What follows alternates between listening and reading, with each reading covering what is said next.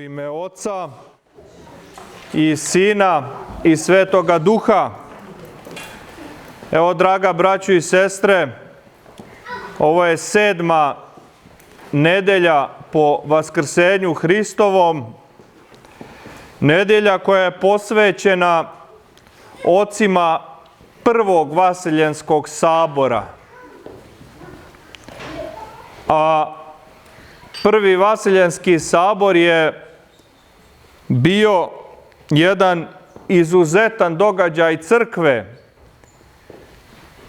čiji mi jubilej slavimo ove godine, baš ove godine slavimo 1700 godina od održavanja prvog Vaseljenskog sabora.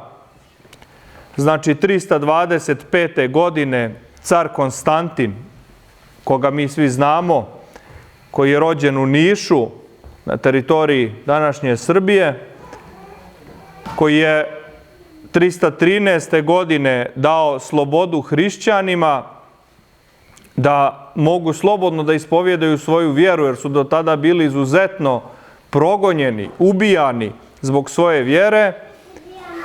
Taj isti car Konstantin je na pojavu Arijeve jeresi sazvao sabor, znači sazvao je episkope crkve, sazvao je sabor crkveni kako bi se blagodaću Svetoga Duha odlučilo o tome šta je istinito ispovjedanje vjere, da se utvrdi šta je istina, a šta je laž. Evo i u ovoj poslanici Svetog apostola Pavla, koju je naš brat Dragan pročitao, mogli ste da čujete kako apostol Pavle upozorava da kada on ode, da će doći ljudi koji će iskrivljena učenja o Bogu da šire i pokušat će da izazovu smutnju. I to se upravo desilo. Znači u vrijeme kada su hrišćani dobili slobodu, mogli su malo da dišu, tako da progoni su prestali, ali nastala su nova iskušenja, a ta nova iskušenja su lažna učenja o vjeri, lažna učenja o samome Gospodu i Bogu našemu Isusu Hristu. Tako se pojavio jedan sveštenik Arije koji je učio da Gospod Isus Hristos nije istiniti Bog, nego da je on samo poslan od Boga, da je neki čovjek izabrani koji je poslan od Boga, ali ne i da je istiniti Bog, da je on Bog. I to je zaista jedna istina na kojoj su se mnogi jeretici spoticali, mnogi lažni učitelji nisu mogli da povjeruju u ovoploćenje, nisu mogli da povjeruju to da je sam Bog sišao sa neba, da je postao čovjek. Nisu mogli da povjeruju u Bogočovjeka Hrista koji je istiniti Bog i istiniti čovjek. Nisu mogli da povjeruju u stradanje njegovo, jer kao što i apostol Pavle kaže, riječ o krstu je sablazan onima koji ginu, a nama koji se spasavamo, znači to je izvor života, krst. Krst Hristov, ili što kaže, to je Jelinima ludost, a Judejima sablazan. Znači, riječ o krstu Hristovom, o stradanju Hristovom, o oploćenju Hristovom, i mnogi nisu mogli da povjeruju da je zaista istiniti Hristos, istiniti Bog, istiniti čovjek i taj prvi jeretik Arije koji je počeo da širi to svoje lažno učenje. On je na prvom Vaseljenskom saboru osuđen i osuđeno je to njegovo učenje, a interesantno da tokom prvog Vaseljenskog sabora to je bio i sveti Nikola, sveti otac Nikolaj, milikijski čudotvorac koga mi slavimo, koji je udario šamar Ariju. On ga je ošamario zbog toga što iskrivljuje vjeru Hristovu i zbog toga su ga odlučili drugi episkopi da ga kazne. Kako ti možeš, ti si episkop, kako ti da udaraš nekoga, da ga šamaraš, da fizički na njega nasrćeš. Međutim, to je sveti Nikolaj uradio iz velike ljubavi prema istini i prema Hristu, iz svoje revnosti prema Hristu. I onda se pojavilo jedno viđenje u kome Gospod i Bogorodica oko svetoga Nikolaja stoje i drže omofor i Sveto pismo ili gdje pokazuju da je on dostojan, da je on zaista dostojno branio episkopsko dostojanstvo i vjeru Hristovu. I ta ikona se nekad i dan danas slika sa Svetom Nikolom, u sredini Gospodi Bogorodica sa strane kako ga proslavljaju. Tako da eto, danas slavimo oce Prvog Vaseljenskog sabora i evo ove godine i taj jubilej se obilježava koji nas i podsjeća da eto, ta istina Hristova, da je ona vječna i neprolazna i da nema kompromisa sa njom, nego su oci zaista sveti za svaku riječ, za svako slovo davali svoje živote, jer samo nas istina može spasiti. I istinito ispovjedanje Gospoda, Boga, je preduslov i za istinitu vjeru. To je preduslov i za put spasenja, jer pogrešna vjera nas vodi pogrešnim putem, a samo nas istinita vjera vodi istinitim putem. I nemoguće je u tom moru ljudskih intelektualnih gibanja i razglabanja znati šta je istina ljudskim umom i razumom. To je moguće samo blagodaću Svetoga Duha. I upravo ta blagodat Svetoga Duha se projavljivala na svim Vaseljenskim saborima. Mi danas slavimo prvi Vaseljenski sabor, a bilo je 7 Vaseljenskih sabora koji su formulisali tačno i precizno istine pravoslavne vjere, pravoslavnu dogmatiku, i to je ono što je zaista divno i čudesno, da Bog svaki napad na svoju crkvu pretvori u pobjedu crkve, i to je ta snaga crkve. Zato što oni gonitelji hrišćana, oni su mislili sad ćemo mi da ih pobijamo, da ih gonimo, pa će hrišćani nestati. Međutim, što je bilo mučenici, krv mučenika je bila uvijek sjeme za nove hrišćane. Pa kad su vidjeli da ne ide to da se brutalno goni crkva, da samo se uvećava crkva, onda ajde da unesemo neka lažna učenja, neke lažne jeresi, da bi njih smutili, da bi oni izgubili vjeru, da bi ih zbunili. Međutim, eto, i Božjom promislu i to se pretvorilo u jednu pobjedu crkve, tako što se tačno i precizno formulisala teologija pravoslavne crkve, istine pravoslavne vjere, i mi te istine do danas čuvamo i precizno znamo da odgovorimo na svaku vrstu pokušaja, bilo kakve vrste jeresi, da li da se jeres radi o napadu na bogočovjeka Hrista ili na Svetoga Duha. Imaju hristološke jeresi, imaju pneumatološke jeresi, to su jeresi koji umanjuju značaj Svetoga Duha, a pravoslavna crkva čuva to istinito ispovjedanje kroz vjekove.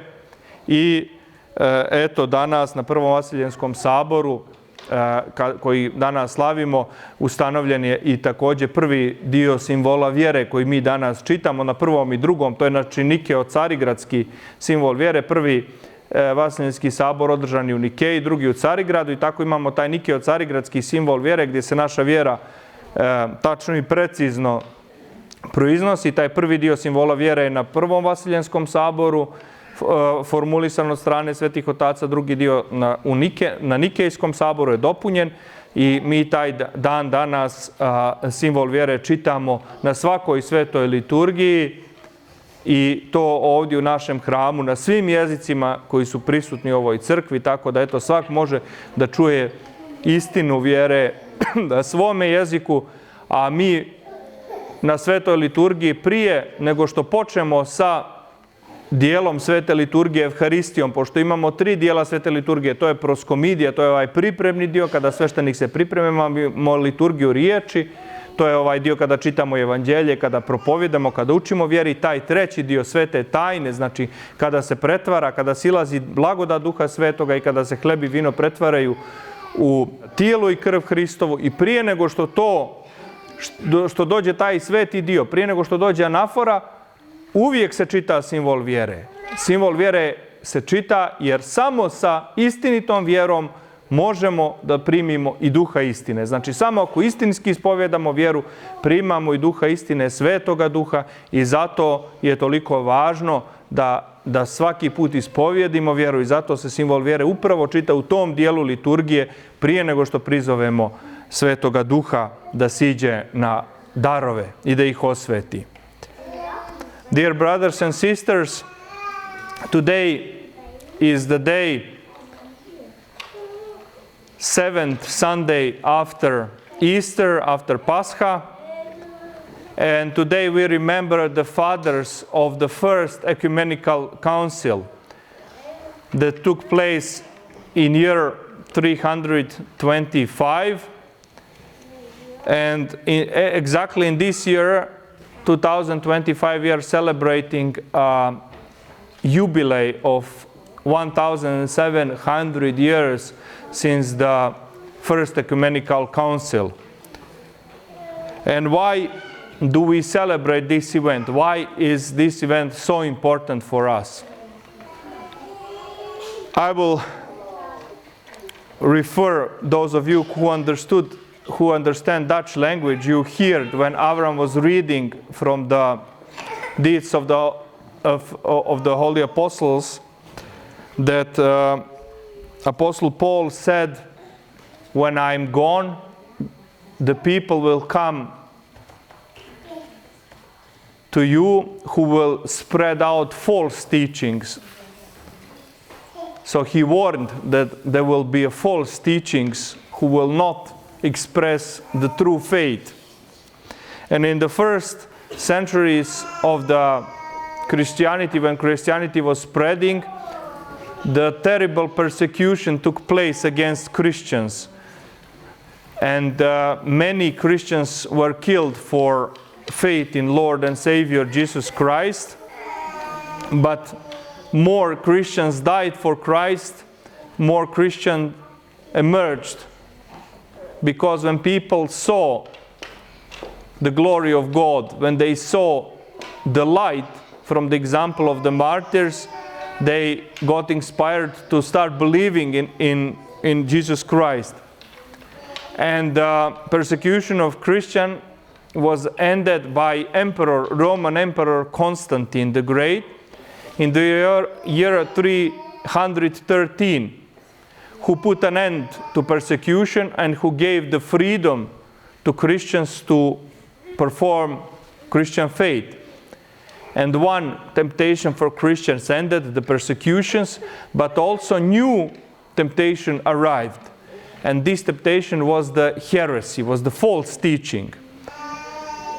But as we see every attack on the church, Christ turns every attack into the church into victory of the church.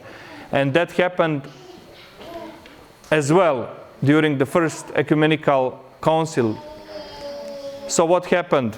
One priest called Arius or Aria, he was teaching people that Jesus Christ is not a true God. He was teaching that Jesus Christ is just a holy man sent by God, but not God himself. He didn't really believe in incarnation of Jesus, that the God became human being, that Jesus Christ is a true man and true God. But he was spreading the false teaching that Jesus Christ is a man, only man. So that teaching created confusion within the church. So the Emperor Constantine, who already gave the freedom to Christians and who himself was going towards the Christian faith, and at the end of his life he got baptized and he became a Christian. He became a first Christian emperor. He called all the fathers of the church, all bishops, who would, with the help and with the grace of the Holy Spirit, proclaim the right teaching of the church. They would proclaim that Jesus Christ is a true man and true God. And as we see, every attack from the devil against the church, God is turning into the victory of the church. So after first ecumenical councils, we had 6 more ecumenical councils. So we had altogether 7 ecumenical councils where different heresies were exposed and where Orthodox teaching was formulated so that we never enter confusion. So first ecumenical councils were not product of the human intellectualism, not product of the human wisdom and smartness. They were given to us, these decisions of the ecumenical councils, as a grace and sign of the Holy Spirit, who proclaimed the truth through the fathers gathered on the council. So all those fathers who were gathered on the ecumenical councils, through them Holy Spirit worked, so the church got its theology and the truth of faith expressed in the human words as much as possible, as it is possible. Of course, it is not possible to grasp God and faith with the human words, but to such extent it is possible. The ecumenical councils gave us the right teaching of the Orthodox faith, and we preserve these teachings until this day, until today, without any compromise with the truth. On the first and second ecumenical council, the Creed of Nicaea and Constantinople emerged as a product of the Holy Spirit, and was written by the Holy Fathers on the ecumenical councils.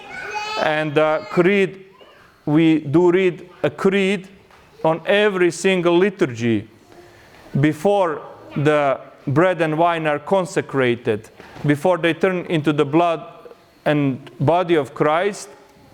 We always need to express our faith, right faith.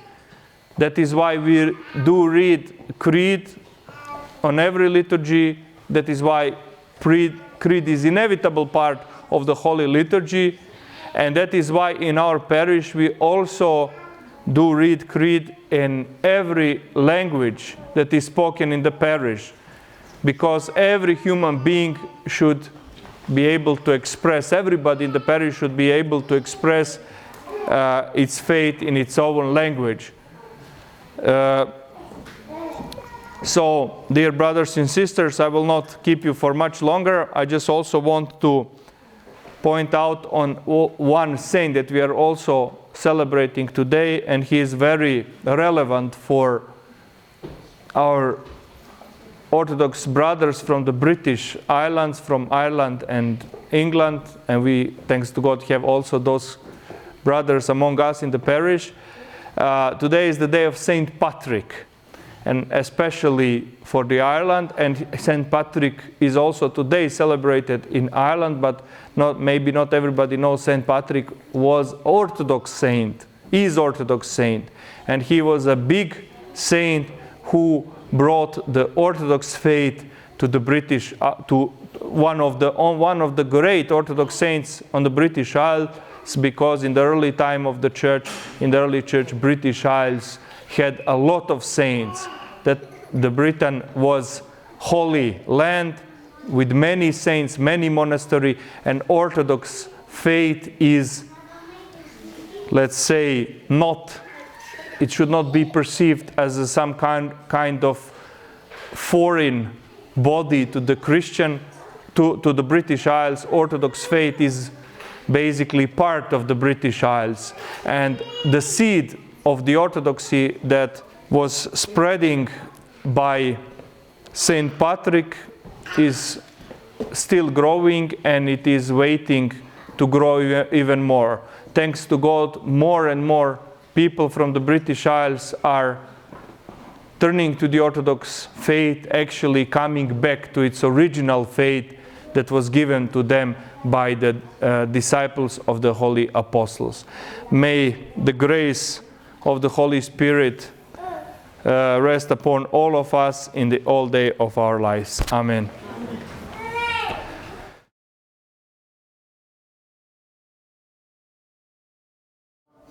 Neka je srećan i blagosloven praznik, draga braćo i sestre, na zdravlje i spasenje, sve to pričešće svima koji su se pričestili. A vidimo kako je danas predivno, pun oltar nam bio malih čtečeva i to je velika radost i veliki blagoslov da se zahvalimo svima njima što su došli ovdje da uljepšaju našu svetu liturgiju i što su tu blizu oltara Božjega, blizu i da ih Gospod blagoslovi. Također, draga braćo i sestre, kao i svaki put na kraju svete liturgije neke informacije. Vjerovatno na Spasovdan smo to rekli, ali da ponovim opet, mi smo potpisali ugovor za kupovinu naše crkve ovdje baš prošle nedelje posle liturgije. Milosav, Caci i ja, ovi koji nam prodaju, oni su također već poslali potpisan ugovor nama. Oni su već prije nas potpisali, mi smo potpisali prošle nedelje. Poslali smo sve notaru i ako Bog da 30. juna notar udara pečat na našu kupovinu i od 30. juna ako Bog da naša je ovo hram, je ovo naš konačno, evo tu etapa se, što se kaže, ova privodi kraju kupovine, nastavlja se borba za otplatu, hvala Bogu, ali eto da kažemo da onda posle tamo 6. jula imamo liturgiju, onda ako Bog da, da proslavimo malo i ljepše i bolje tu kupovinu hrama na liturgiji, pošto 30. jun pada ponedeljak, znači 6. jul je nedelja, tako da 6. jula imamo eto malu neku proslavu ovdje u hramu, da proslavimo kupovinu. Naš dragi brat Avram je otvorio grupu za omladinu parohiji Utrecht i sva omladina neka se njemu javi da može da ubaci, da može omladina međusobno da komunicira. Our dear brother Avram, he opened a WhatsApp group for youth, for all young people from this parish.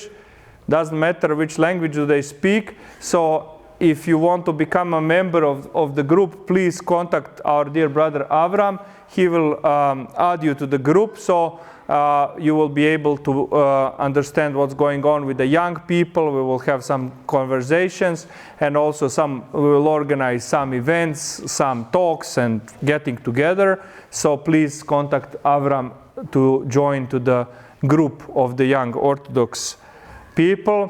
Also, I need to emphasize again that on 6th of September, this will be Saturday at 6th of September, we will have a holy liturgy in English language that will be completely in English, and our dear brother Avram and Ilya are preparing to read, and also there is a separate group for those who would like to participate in English liturgies in English language, who understand English language better than Serbian or Dutch, or maybe both, who understand Serbian and Dutch but want to participate. Everybody is welcome.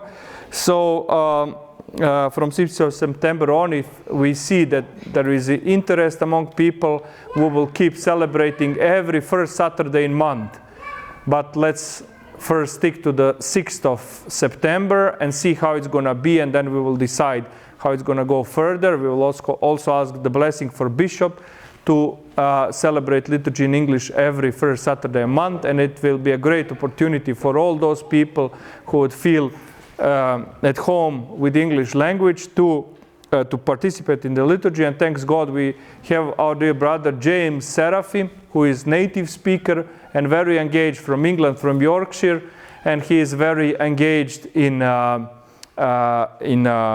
preparing the liturgy in English, and he will be also doing the readings that can be done by the ministrant, so the readings from the Apostle and Creed and so on. So you will get readings in native English. That means a lot. So I'm really looking forward to that liturgy, and I hope many of you will join there.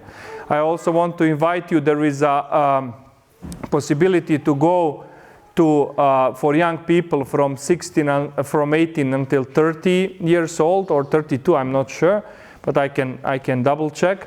There is a pilgrimage drive to the monastery in Germany. There is one Stavropigial monastery that is directly under the rule of the Serbian Patriarch, close to Frankfurt, and there will be a group from the Netherlands, from Dutch people, from young Dutch and Serbs and people of different nationality who will be going to that monastery. And there is also international community of monks in that monastery from different nationalities, and we will be able to experience monastic life that is something most beautiful in the Orthodox Church. Monastic life and this beautiful services in the monastery. So all of you who are younger than 30 or 32, you can join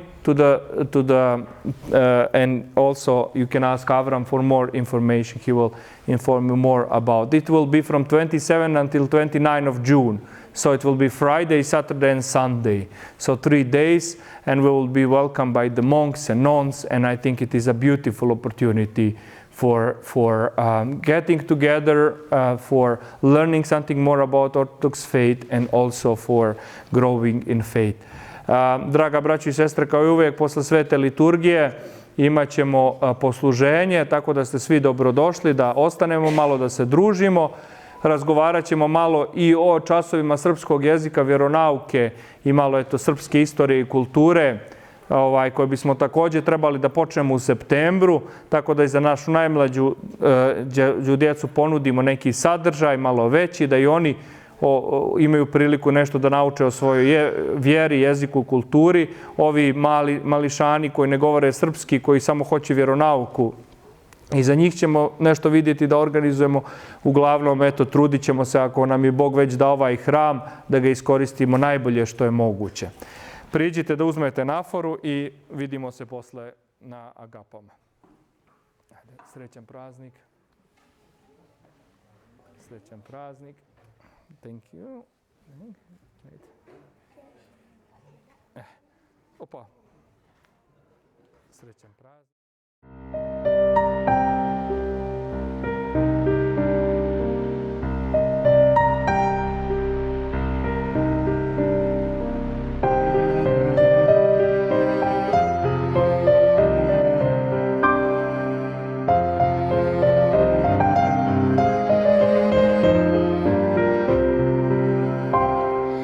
Tiho i pretiho ti zemljom hođaše, nečujno u svetu život provođaše. Dišući molitvom i noću i danju, sanjajući večnost u snu i u spavanju. Tiša i od rose što svanuće vlaži, od sunčanih zraka hod ti beše blaži. Mirnija od letnje plavetne visine, bogata carice, carice tišine.